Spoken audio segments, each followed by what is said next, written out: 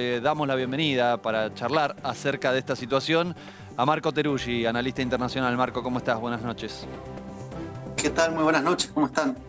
Bien, bueno, atentos a esta situación, a esta noticia que probablemente se termine de confirmar esta semana, cuando ya formalmente se incorpore Brasil a UNASUR, pero sobre todo con mucho énfasis en la repercusión que pueda llegar a tener en la región este anuncio. Marco, ¿vos cómo lo ves? Sí, en primer lugar un pequeño también raconto de memoria, ¿no? La UNASUR, bien nombrabas el conflicto de Colombia y Ecuador, que fueron los momentos en los cuales se fundó, pero también recordar que se fundó en el momento en el cual había el primer intento de golpe de Estado contra el gobierno de Evo Morales y Álvaro García Linera, ¿no? Aquella media luna que intentaba separarse. Ahí apareció la UNASUR en ese momento de crisis, fue su primera gran acción. Y a partir del momento en el cual volvieron los gobiernos de la derecha, tuvieron una política muy clara de desmontar lo que se había construido de integración regional. Es importante haber construido la UNASUR, la CELAC, todo ese entramado latinoamericano. Pensemos que en 200 años de historia fue lo más avanzado en términos de integración latinoamericana. Así que hoy, ante un continente que está marcado muchas veces por la inestabilidad, es muy importante que Brasil, que es el país determinante en el orden de lo que se mueve en la región en cuanto a integraciones, pues haya tomado el paso de justamente volver a la UNASUR, lo cual le da, digamos, una potencia y una proyección muy importante.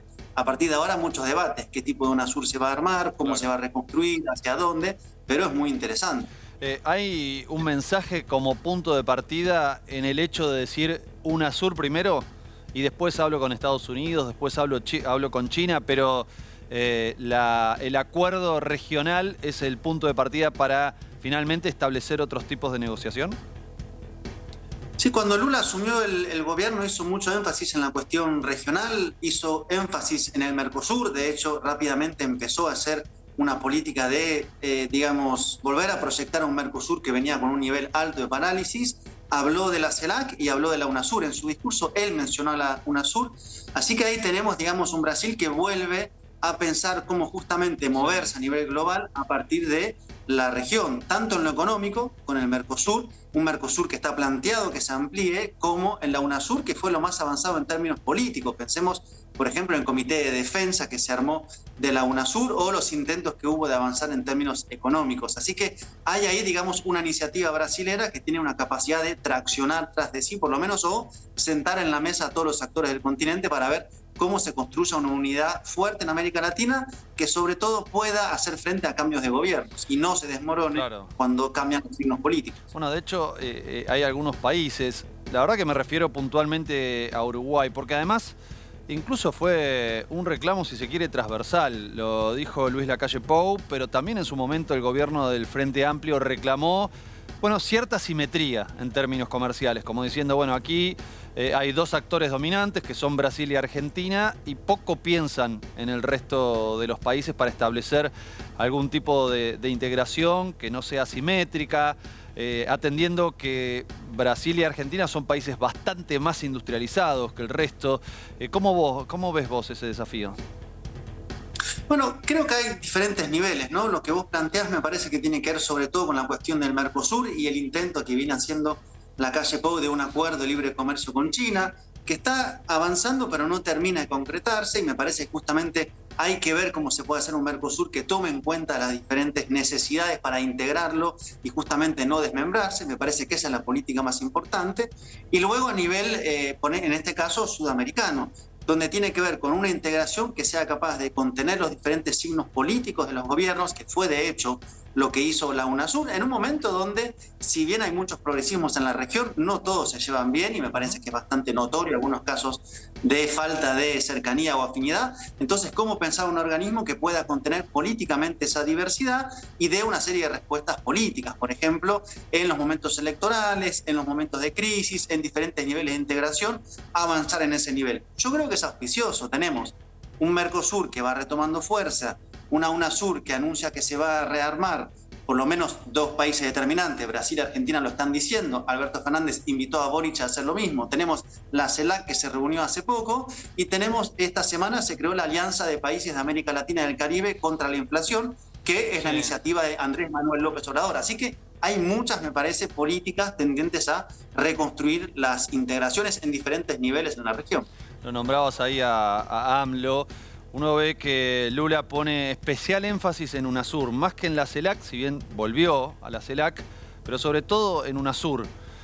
¿Hay que limar asperezas allí entre esos liderazgos, entre Lula y Andrés Manuel López Obrador? Yo creo que hay diferentes debates, ¿no? Me parece que la CELAC tal vez le cuesta salir de un espacio de enunciación, de comunicados, de foro, de puesta en común de posiciones, de preocupaciones y de diferentes debates que trae cada gobierno. Y la UNASUR lo que sí había logrado hacer en su momento era algo mucho más consistente en términos de capacidad de acción política y de integración. Tal vez lo que está en el fondo es pensar cómo se construye la integración de todo el continente y si la UNASUR en ese marco es la columna vertebral bajo la cual se va luego o sobre la cual se va justamente a construir el conjunto de la integración. Yo creo que se está buscando la forma en que encajen las diferentes partes, a sabiendas de que hay gobiernos que realmente no apuestan porque su política exterior es no, digamos, construir un bloque regional, sino tener un acercamiento directo e ir de la mano con el Departamento de Estado de Estados Unidos, y hay un conjunto de países que dice que no, que más allá de lo ideológico, porque la integración no es ideológica, en términos de cómo está la geopolítica global, pensar hoy países aislados ante semejantes colisiones geopolíticas es por lo menos una política de patas muy cortas. A ese punto quería ir. Lula es muy insistente en el no alineamiento en general de los países de América Latina con ninguno de los bandos que está en guerra en este momento. Incluso se llevó adelante una cantidad de negociaciones de paz importantes, es decir, Lula se involucró diciendo, por ejemplo, que Zelensky tiene que aceptar que, por ejemplo, Ucrania no va a poder recuperar, por lo menos en el corto plazo, la península de Crimea, y que Putin tiene que aceptar que el resto de los territorios son de Ucrania, digamos, como ya poniendo ciertos límites y estableciendo puntos para una posible negociación de paz. ¿Pensás que UNASUR, más allá de los desafíos internos que tiene, puede llegar a jugar un rol en negociaciones de paz para la guerra en Ucrania? Habría que ver, sería una propuesta interesante, una vez que se reconstruya, digamos, el espacio propio, ver cómo relacionarse a nivel internacional. Yo creo, digamos, que lo que tiene Brasil, una vez que se sienta en la mesa, es que es un jugador a escala global, en un nivel en el cual ningún otro jugador está jugando.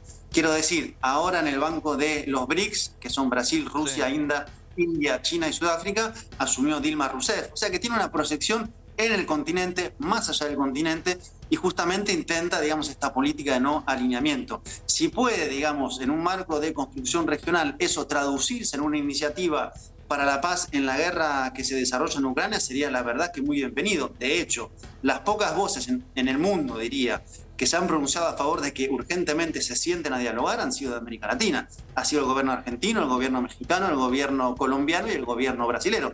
Desde ahí emanan las voces en pro de la paz y de dejar de seguir escalando o echar gasolina al fuego. Bueno, hay ahí una estrategia en acuerdo o en sintonía con China, quien propuso una serie de puntos para la paz.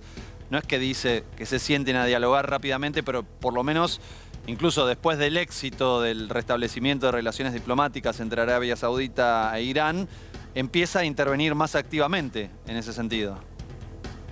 Sí, efectivamente. De hecho, estuvo la visita hace poco de Xi Jinping a Moscú, que se reunió con Vladimir Putin. China tiene una propuesta. Lo que sucede es que es muy diferente el lugar pensado desde Estados Unidos que ocupa Brasil a nivel global que ocupa China a nivel global. Claro. Es decir, China es para Estados Unidos su amenaza estratégica, eso está escrito en sus documentos, es público, y China ha venido jugando un papel muy importante diplomático, y lo último que sucedió fue la reconstrucción de relaciones entre Irán y Arabia Saudita con mediación justamente de China. Creo yo que lo último que quisiera Estados Unidos es que China pudiera construirse como un interlocutor que logre sentar a las partes en la mesa. Así que en ese lugar hay una competencia directa, por lo menos así es percibida desde Estados Unidos. Habrá que ver cómo reacciona así la política exterior estadounidense ante una América Latina que, por un lado, reconstruya su espacio propio, regional, en términos económicos, en términos políticos, diplomáticos, y que a su vez, ¿por qué no se proponga pues una intervención en un tablero global que es muy complejo, pero que me parece demanda la acción de muchos países, y desde América Latina hay mucho que aportar? Marco, siempre es un lujo tenerte aquí para poder conversar de estos temas geopolíticos tan interesantes, tan importantes y que pueden llegar a tener tanta incidencia en nuestras realidades cotidianas, en nuestra región. Así que te agradecemos muchísimo, te mandamos un gran saludo. Por favor, un abrazo.